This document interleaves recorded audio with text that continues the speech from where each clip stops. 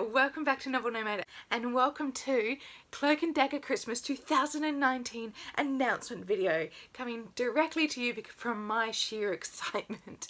It's going to be hosted once again by Mel, Kate, Carolyn and myself. I'll link them all down below with their channels and other announcement videos, which is going to be super duper fun. So what it is for the month of December, or at least the 24 days leading up to Christmas, we encourage you to read some wonderful and mysterious crime fiction.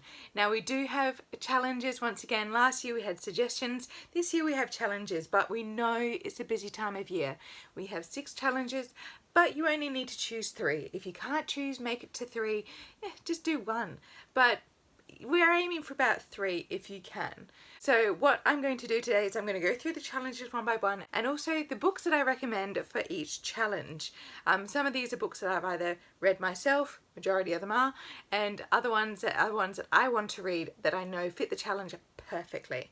This isn't going to be my TBR video. That's going to be coming out a little bit later, a little bit closer to the December itself, but I am ridiculously excited. I think I already have a pile of about 15 books, and I might have to cut it down because 24 days, unless I'm going to be reading a book a day, that's going to be a challenge for myself. But let's get straight into the challenges and begin the Cloak and Dagger Mystery Madness.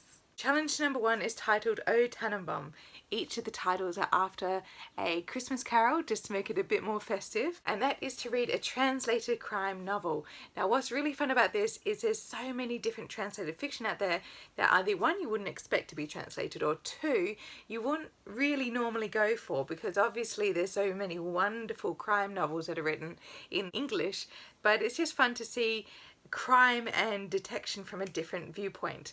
So these ones I'm just going to go through. Mainly I'm looking at the Australia, Asia Pacific area for my recommendations today. And number 1 recommendation is Borrowed by Chan Ho Kei. I am partway through the sections of this story because I started it before I went to Hong Kong last year. I didn't quite finish it before I got there, and of course I got chucked onto the back burner for Adelaide Writers Week reading. But it's really intensely good. We follow a middle-aged detective whose senior or master has just died. He was the man who basically mentored him through his police academy, through all his training and to become a detective. He dies, but there's certain things in his past that are becoming quite suspicious. So you kind of jump back in time to see how this event that happens in the present time, what occurred in the past, to make it so it's really incredibly fascinating. It does go a lot into Hong Kong society, especially as it jumps back to see how intense some of the gangs and triads were at the time. So really, really good read, and one I recommend. It has been translated from Cantonese. Next, the other one that I have on me here is The Master Key by Masako Togawa. This is translated from Japanese, and it sounds horrendously scary because it starts off with the premise of a young woman who's being locked into a room. No one knows she's there, by someone, and she slowly dies, and then of course a few years later they find the body.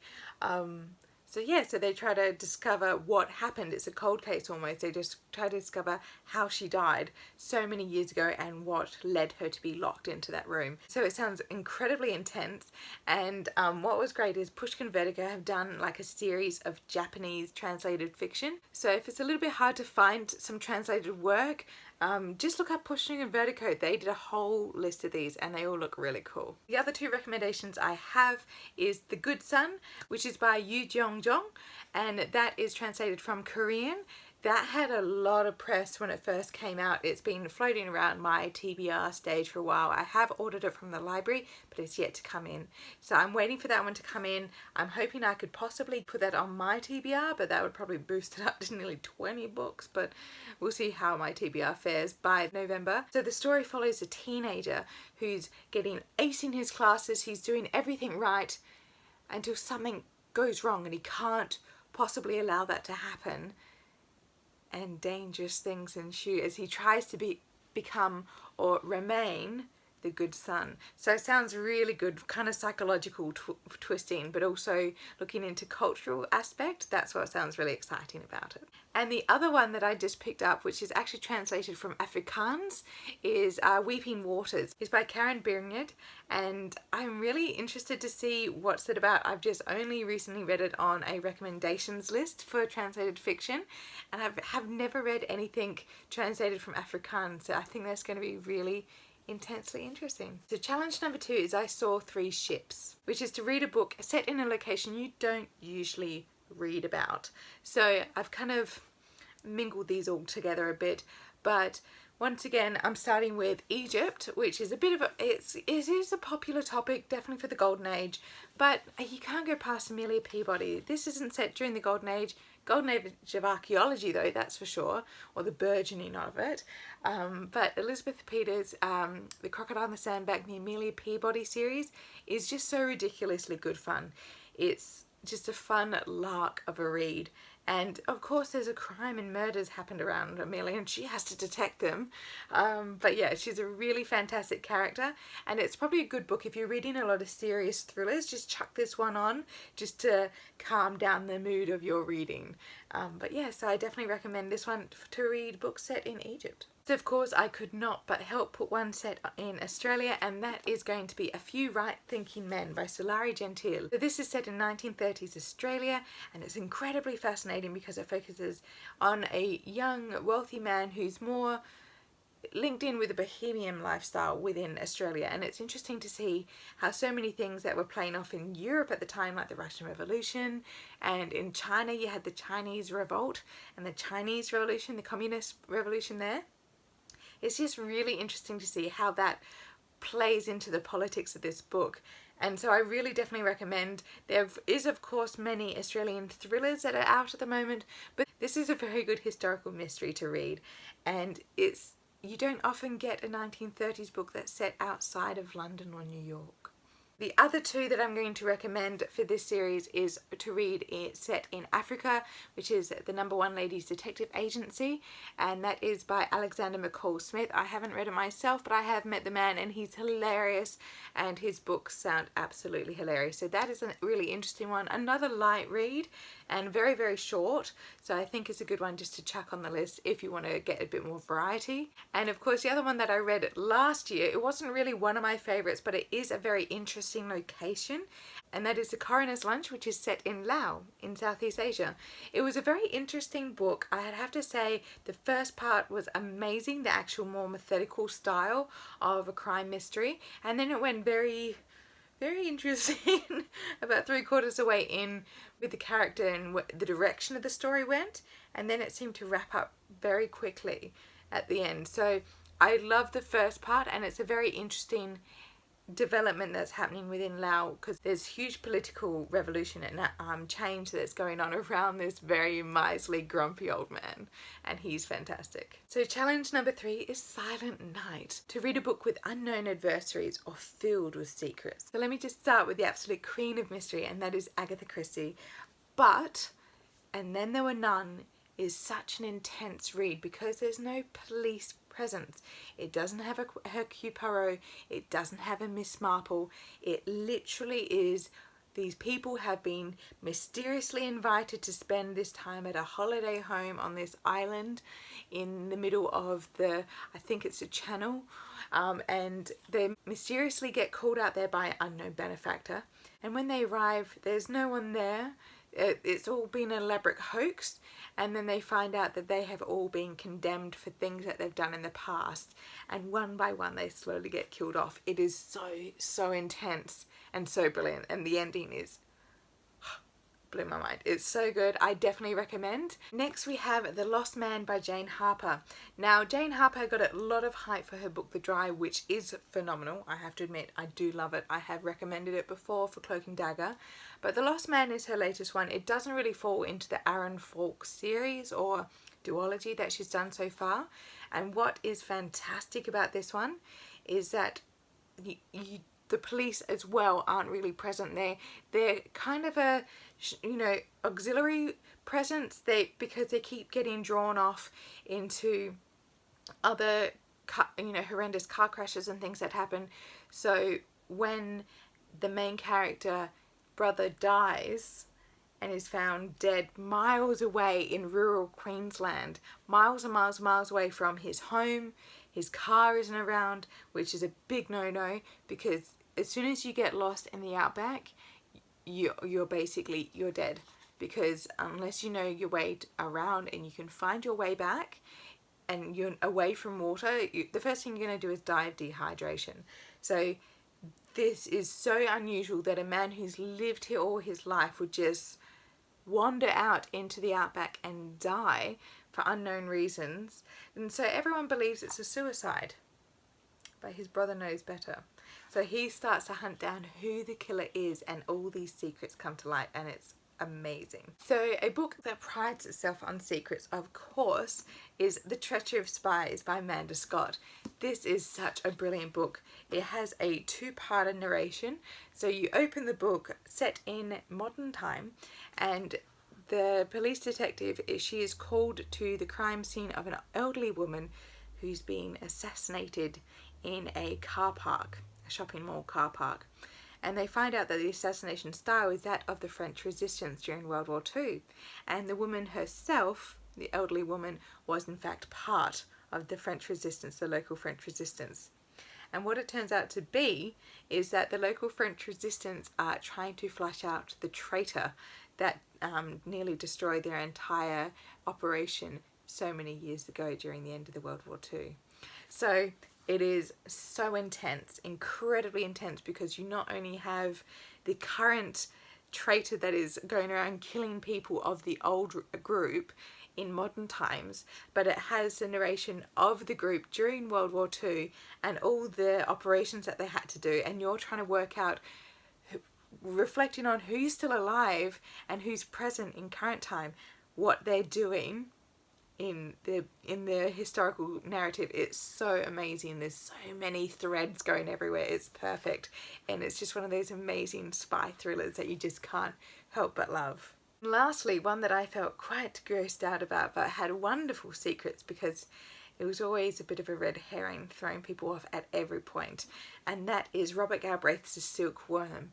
And the whole point of this book is that a famous author dies, and his manuscript, his last manuscript, is found, and it has all this graphic and hideous depictions of all the people that he knew and hated, and all these kind of emotions come to the surface, and it's just horrendous, and it throws the detective Cormoran strike off in so many different directions that you can never quite tell who's the killer, what's going to happen next. It was very intense, and it's very good. I really enjoyed this installment in the series. Challenge 4 is In Bleak Midwinter, which is to read a book set in a cold climate or one that makes your blood run cold. So this was such a fantastic prompt. I really love this challenge because so many murders happen within a cold climate. One of the famous ones, of course, is Hercule Poirot in the Orient Express, when the train where a man is murdered actually gets stuck in snowdrifts traveling through Europe, the Orient Express, of course. So one of the people on the train must be the murderer, because who would go through that frozen wasteland just to murder this man?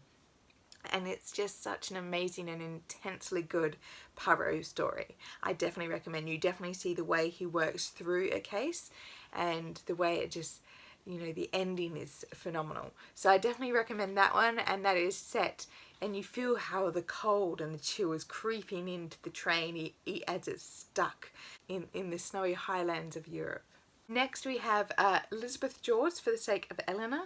This one is fantastic because it's actually set in Cambridge, but it's set in Cambridge during a time when it's incredibly foggy, and there's a lot of fog and mist and illusion that's been cast off by the river.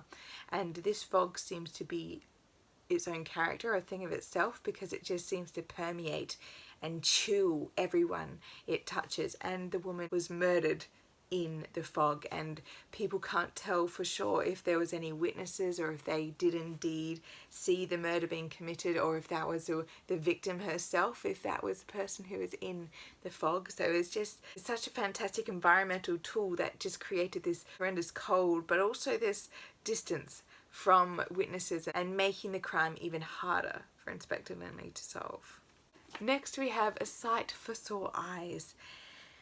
This one is probably in the vein of making your blood run cold. Once again, it's one of those that doesn't have any police presence, but you follow the narrative of the murderer.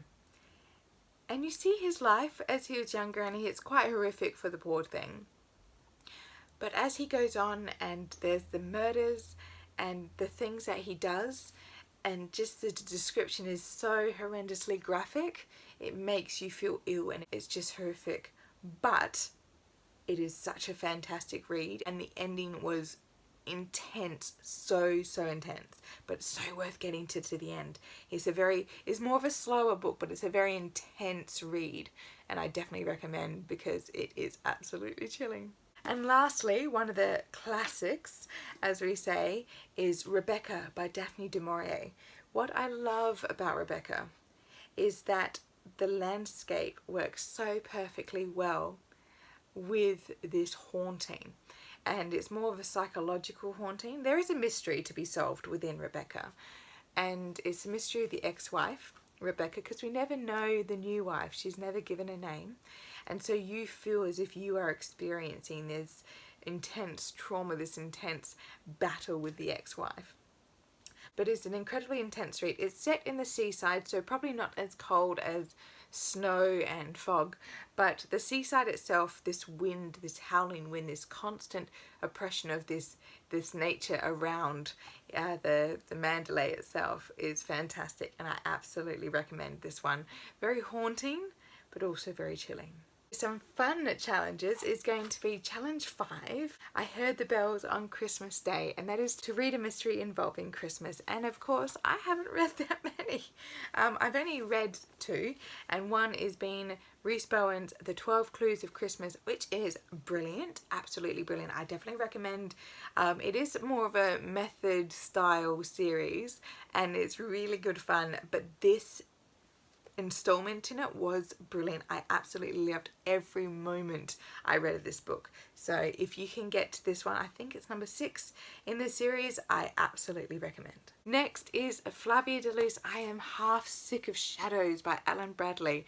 Flavia is quite a precocious, I think is she still 11? No, she has to be 12.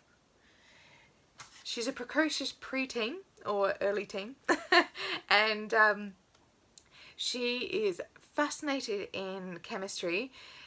She lives with 2 older sisters who she thinks are absolutely ridiculous, and of course Christmas comes around and she is forced to be part of the family again, which is always good fun. And of course the murders in this one is really great, but there's always good character progression between each of the books. This one I think is number 6 as well, perhaps around there, 5 or 6, but it's a really fun series. So one that I don't actually have, but I did listen to the free audiobook on Audible, was Arthur Conan Doyle's Sherlock, The Adventures of the Blue Carbuncle, and that was actually a Christmas story that he wrote. It's very short, it's a wonderful short little piece, so if you can possibly find the ebook audiobook, it is part of a Sherlock Holmes collection. That is another Christmassy read you can choose for this challenge. And of course the classics did include Christmas books, so you have Hercule Poirot's Christmas. I think he does 2. There's one with a pudding, but Hercule Poirot's Christmas is the one that I know very well because it was one of my Nana's favourites.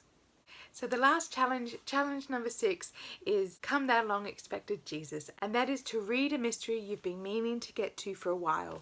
Now this is a bit of a hard one because only you will be the one to decide a mystery that you've been meaning to read for a while, and this is like a perfect one to like piggyback onto the other challenges as previously, because you could read one that you've been meaning to read for a while but also makes your blood run cold. So it's going to be a great challenge to get any of those pesky books that are hanging around on your TBR off your shelf and onto your red shelf. But of course some recommendations could definitely be to read a golden age crime, and that would be Dorothy L. Sayers is awfully good fun, but I do recommend Strong Poison. It's the first volume and Harriet Vane comes into the mix, and of course Lord Peter Wimsey is absolutely besotted. But he has to be a gentleman about it. And it might even be books that you've read a really fantastic book from the author, and so you went out and bought their other work straight away and haven't quite got to it yet. So this is Amanda Scott, who wrote The Treachery of Spies. It's kind of a rough standalone series. It's not really a conjoined series, but the detective that you see in that story, this is when she's a constable. And so this is like a very early book she did. It's not quite focusing as much on World War II, it's more on Joan of Arc. Or it could even be the book that you've read the first and second one and you've just had the third one sitting on your shelf for about a year and you just haven't quite got around to it yet. Miss Cop Midnight Confessions is book 3 in the Cop Sisters series by Amy Stewart. I think the 5th one's just come out actually, so I definitely have to get onto this. I really love the Cop Sisters. They're a very fascinating trio, but of course they're based on real people and it's a fantastic fiction read to really explore these women who are breaking the mold for society at the time in the late 1800s in America. Okay, so they are all my recommendations. Of course, I could have done a much longer video and a much longer list, but that's going to be outrageous. So if you have any requests for certain challenges that you're finding it really hard to choose, tell me down below. I'm happy to discuss with you all the options that I still have on my ginormous list that I had originally. But if you're going to take part, I can't wait to see your TBR videos, or at least talk to you about all the wonderful crime reads that we'll be reading in December. So look forward to my TBR video and I'll see you next time. Happy reading. Bye!